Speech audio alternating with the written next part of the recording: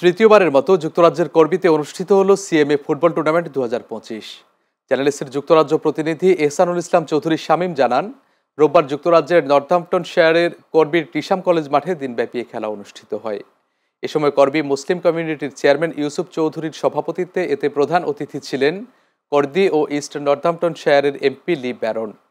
করবির secretary Mujibur রহমানের সঞ্চালনায় বিশেষ অতিথি ছিলেন নর্দাম্পটনশায়ারের পুলিশ, ফায়ার এবং ক্রাইম কমিশনার ড্যানিয়েল স্টোন, করবি টাউন কাউন্সিলের ডেপুটি মেয়র সুজান কালাইংহাম সহ আরও অনেকে।